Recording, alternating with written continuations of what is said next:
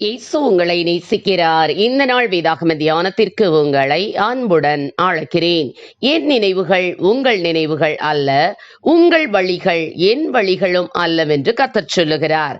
ஏசாயா 55 அதிகாரம் 8 வசனம். வெளிநாடுகளிலிருந்து இந்தியாவுக்கு வந்த மிஷனரிகள் கிறிஸ்துவை அறியாத மக்களுக்கு கிறிஸ்துவை அறிவிக்க வேண்டும் என்ற குறிக்கோளோடும் அர்ப்பணிப்போடும் வந்தனர். பெயர் புகழை தேடியோ தங்களை வளப்படுத்திக் கொள்ள வேண்டும் என்றோ அவர்கள் வரவில்லை. அவர்கள் வறுமையை அறியாதவர்கள், பல்கலைக்கழகத்தில் பயின்று பட்டம் பெற்ற கல்வியாளர்கள், சொந்த நாட்டில் அனுபவித்த வசதி வாய்ப்புகள், ஆரோக்கியமான காலநிலை, இவைகளையெல்லாம் தியாகம் செய்து வந்தவர்கள். அவர்களில் அநேகர் தங்கள் சொந்த நாட்டிற்கு திரும்பியதே இல்லை. இந்த மண்ணிலேயே மரித்து அடக்கம் பண்ணப்பட்ட அவர்களுடைய கல்லறைகளை இன்றும் இங்கே காணலாம். அப்படிப்பட்டவர்களில் ஒருவர்தான் போதகர் ராக்லாண்ட். இங்கிலாந்து தேசத்தில் ஜிப்ரால்டர் என்ற ஊரில் 1815 பிறந்தார். அவர் தன்னுடைய தாயின் கற்பத்தில் இருக்கும் போதே தனது தகப்பனை இழந்தார். அவருடைய சிறு வயதிலேயே தாயையும் இழந்தார். அவருடைய தாய் மாமனாருடைய பராமரிப்பில் வளர்ந்தார்.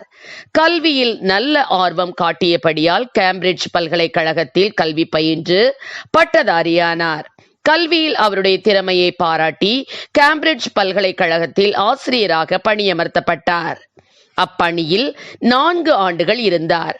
அக்காலகட்டத்தில் வேதத்தை ஆராய்ந்து படிக்க ஆர்வம் அவருக்கு துளிர்விட்டது.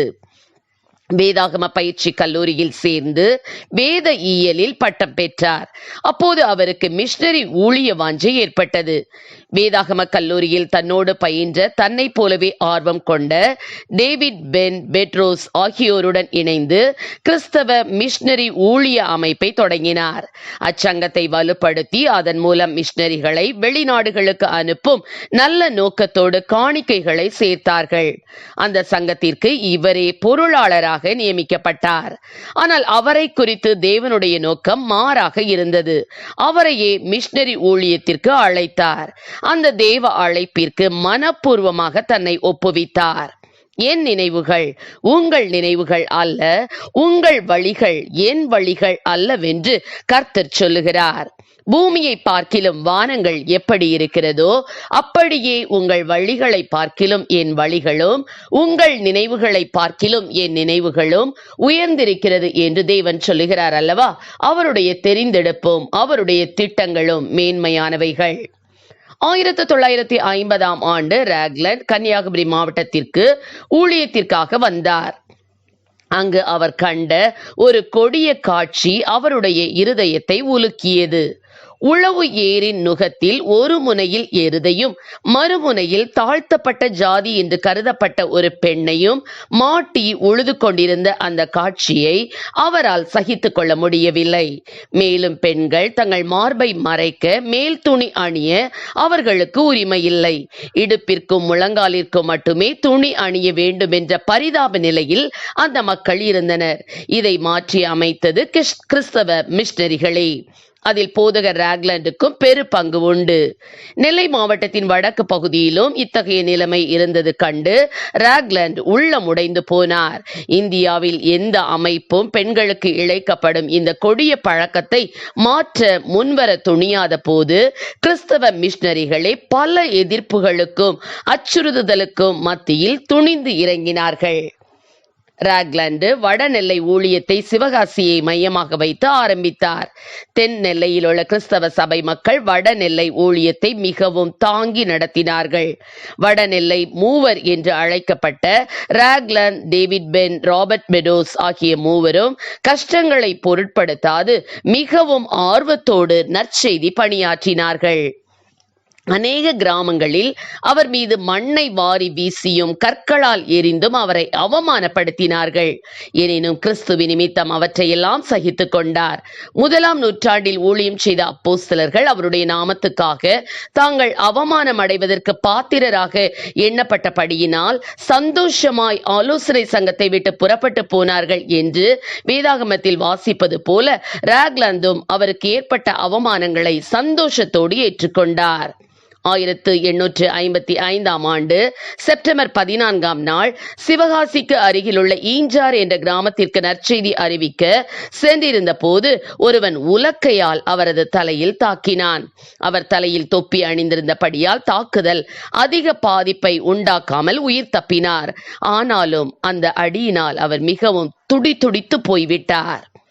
வறுமையை கண்டிராத அவர், பசியை அறியாத அவர் இப்பொழுது பசியின் கொடுமை தாங்க முடியாமல் பசியை போக்க கையேந்தும் நிலையும் ஏற்பட்டது.